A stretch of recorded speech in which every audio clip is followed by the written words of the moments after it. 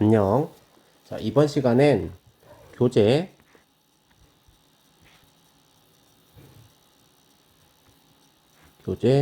66페이지 문자를 사용한 식에 대해서 알아볼게.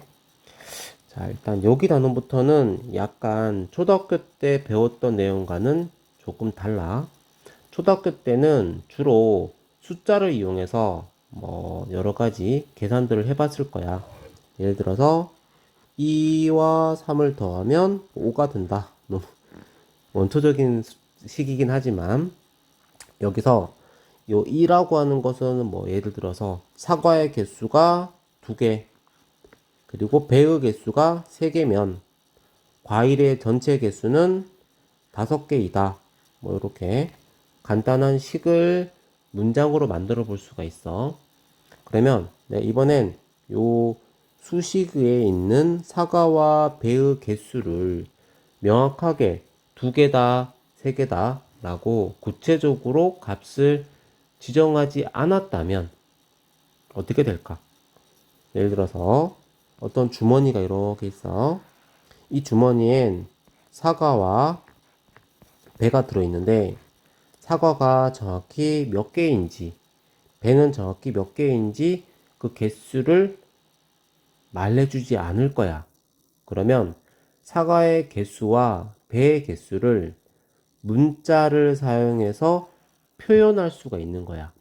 사과를 예를 들어 A개 있다고 할게. 배를 B개가 있다고 할게. 그러면 이 주머니에 들어있는 과일의 개수는 어떻게 표현될까?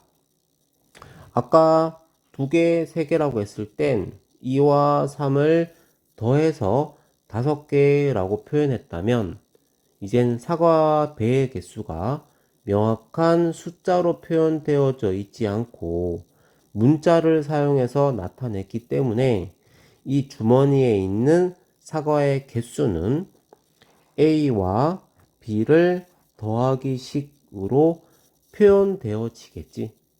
물론 이 사과랑 배의 개수가 몇 개인지 모르기 때문에 이 주머니에는 몇 개의 과일이 들어있는지 알 수는 없지만 얘를 문자를 사용해서 A 더하기 B라고 표현할 수가 있는 거야. 이처럼 문자를 사용하게 되면 막연하게 그냥 몇 개 있을 것이다. 뭐 네모라고 보통은 초등학교 때 많이 사용했었는데 그 애매모호한 표현을 문자를 사용해서 문자와 사칙 연산을 이용해서 좀 더 정확하게 표현할 수가 있는 거야. 자, 그래서 문자의 사용은 일반적으로는 구체적으로 알려져 있지 않은 값을 표현할 때 많이 사용하게 되고 주로 사용되어지는 문자는 소문자 A, B, C 또는 X, Y, Z를 가장 많이 사용하는데 아마 앞으로 우리가 보게 될 문자들은 주로 X가 아마 가장 많이 사용되어질 거야. 그리고 A와 B도 뭐 거기에 버금가게끔 사용할 건데 주로 X에 대해서 많이 우리는 앞으로 보게 될 거야. 두 번째, 문자를 사용해서 이제 식을 만들 거야. 자, 여기서 보통 식이라고 하면 두 가지 종류가 있는데 우리는 주로 등식이라는 걸 만들어 볼 거야. 무엇과 무엇이 더거나 빼거나 곱하거나 나누었더니 무엇이 되었다. 여기서도 사과와 배를 더했더니 5개가 되었다.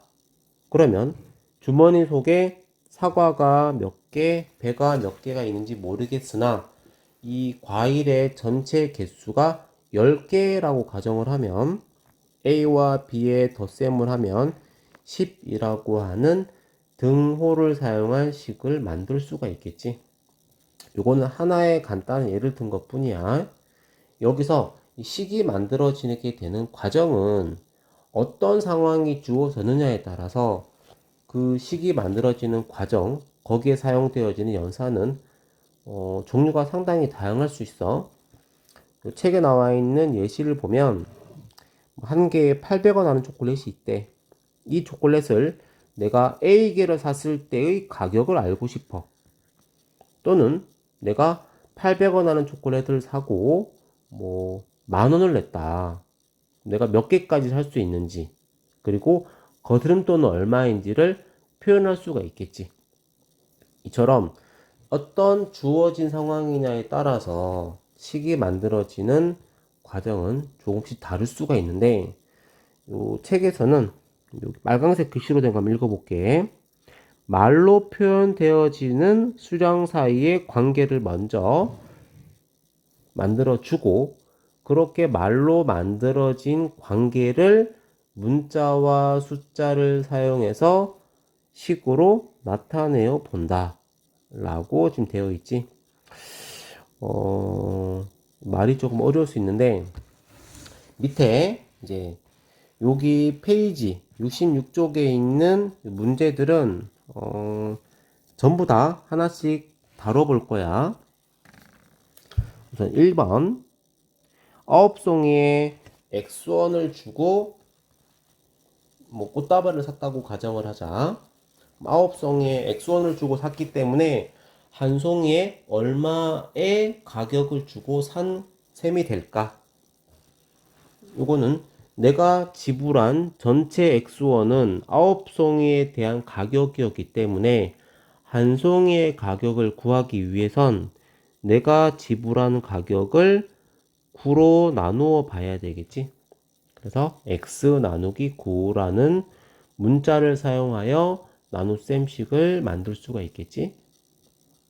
가로가 A고 세로가 B인 직사각형의 넓이는, 자, 직사각형의 넓이 구하는 공식은 가로와 세로를 곱하면 되는데, 가로의 길이와 세로의 길이가 얼마인지 나와 있진 않지만 문자를 사용해서 우리는 이 넓이를 A 곱하기 B라고 나타낼 수 있을 거야.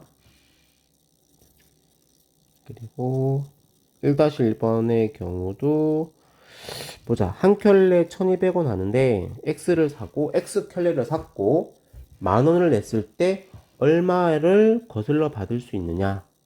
일단 내가 낸 돈에서 양말 전체의 가격을 빼면 되겠지. 한 켤레 1200원이라고 했기 때문에 양말의 가격은 1200 곱하기 X1이었을 거고, 내가 낸 돈에서 양말의 가격을 빼면 거드름돈을 나타내는 식이 되겠지. 현재 X살이 누나의 5년 전 나이는 현재 나이에서 5살을 빼면 돼. 10의 자리에 A라는 수가 있고 1의 자리에 B가 있다면 그 수가 가리키는 숫자는 10의 자리에는 10을 곱해야 되고 1의 자리에 있는 수는 그냥 더해주면 되지. 3번 같은 경우에는 우리 예를 한번 들어보자. 57이라는 수가 있다고 하자. 57이라는 수는 10의 자리에 있는 5는 실제 5가 아니라 50을 의미하지.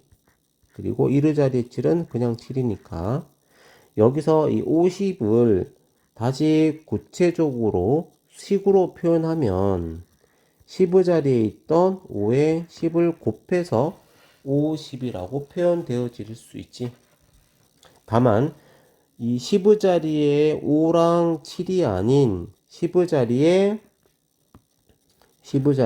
뭐 A라는 수가 있고 1의 자리에 B라는 수가 있다고 가정을 하면 10의 자리에 있는 A를 그냥 A라고 적어서는 그 해당 값이 표현되어지지 않기 때문에 A에다가 10을 곱해야 되고 1의 자리에 B의 값은 그냥 더하기를 통해서 이렇게 식으로 문자를 사용한 식으로 표현할 수가 있겠지. 자, 정가는 X1 하는데 여기서 A%만큼을 할인할 거야. 그러면 원래 물건 가격인 X에서 X의 A%의 값만큼을 할인, 빼겠다는 거지. A%는 비율로 고치면 100분의 A가 되고 물건 가격에서 비율을 곱한 값이 내가 할인 받을 수 있는 금액이지. 그래서 원래 정해진 가격 정가 X에서 내가 할인 받게 될 가격만큼을 빼면 내가 할인 A% 했을 때 살 수 있는 또는 할인된 가격이라고 할 수 있겠지. 4번은 이렇게 정가에서 할인 가격을 뺄셈을 통해서 나타낼 수 있다. 좀 빠르게 할게. 2번. 시속 70km로 T시간 동안에 달린 거리라고 했는데, 일단 시속 70km라는 뜻은 1시간에 70km를 간다는 뜻이거든. 자, 그럼 1시간에 70km를 달린다. 그러면 2시간이라면 당연히 70이 2개라는 뜻이니까 70에다가 2를 곱했을 거야. 3시간이라면 3을 곱했겠지.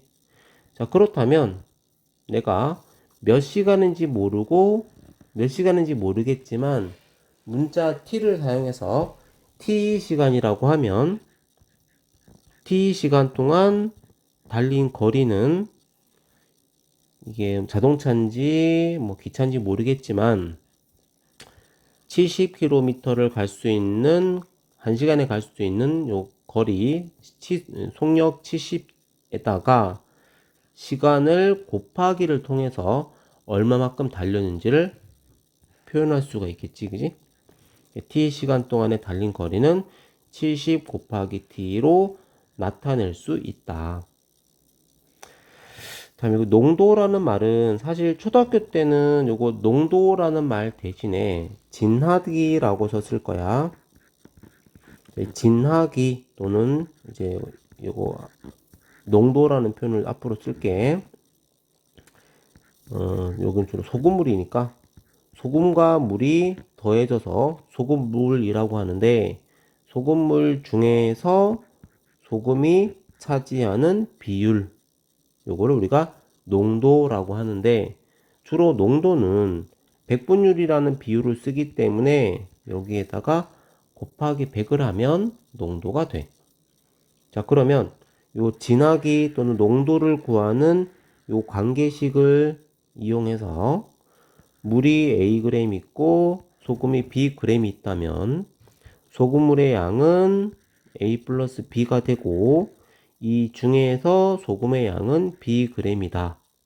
여기에 곱하기 100을 해서 소금물의 농도를 문자 A와 B를 이용해서 나타낼 수 있다. 2-1번의 네 문제도 한번 풀어볼게. 여기가 대체로 다 어려워서 요 각각의 모든 항목들이 전부 필요하다면 암기해야 될 정도로 중요한 내용들이니까. 자, 1번 100km의 거리를 시속 y로 달렸을 때의 걸린 시간은, 자, 이게 시간과 거리와 속력의 관계, 나중에 다시 또 얘기하겠지만 아까 2번의 1번처럼 1시간에 70km를 간다, 이걸 우리는 속력이라고 하거든. 그 중에서 1시간에 가는 거리를 속력의 단위 시속이라고 불러. 그러면 t시간 동안에 간 거리는 속력 70에다가 시간을 곱해서 이동한 거리, 달린 거리를 구했지. 그럼 반대로 시간을 구하고 싶으면 내가 움직인 거리를 속력으로, 시속으로 나누기를 통해서 시간을 구할 수가 있어. 이거는 뭐 나중에 배우는 공식이지만, 시간은 내가 움직인 거리를 속력으로 나누면 구할 수가 있다. 요거 6학년 과정 공부할 때 한번 본 적이 있을 거야.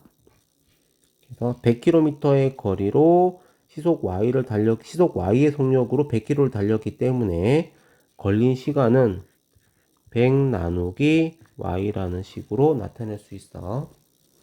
반대로가 아니구나. 2번에서는 속력은 어떻게 구하냐. 속력의 경우는 내가 총 움직인 거리를 얼마만큼의 시간으로 움직였는지 거리를 시간으로 나누면 그 자동차의 속력을 구할 수가 있어.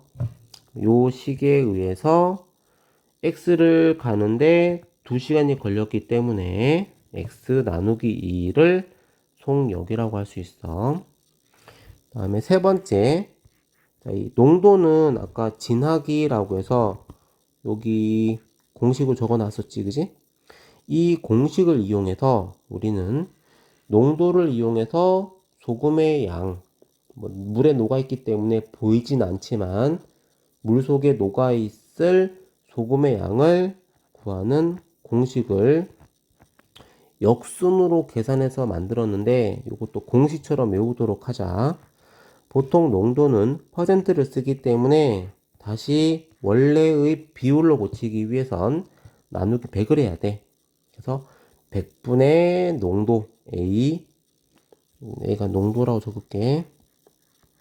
여기에다가 전체 소금물의 양을 곱하게 되면 그 소금물에 녹아있는 소금의 양을 구할 수 있어.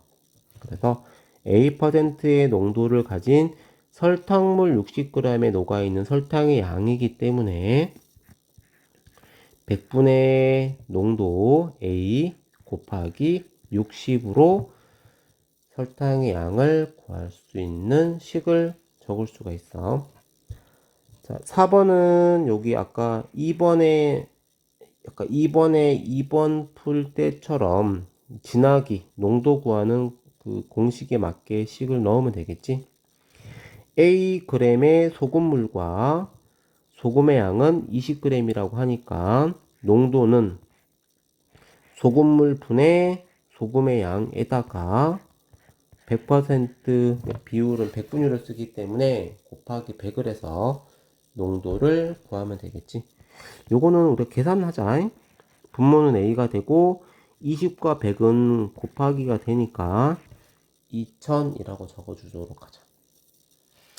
66페이지에 있는 문제들이 아마 문자를 사용한다 또는 문자를 사용해서 식을 표현한다 라는 기본적인 내용은 어렵진 않을 텐데 문제들은 이렇게 조금 난이도가 있다.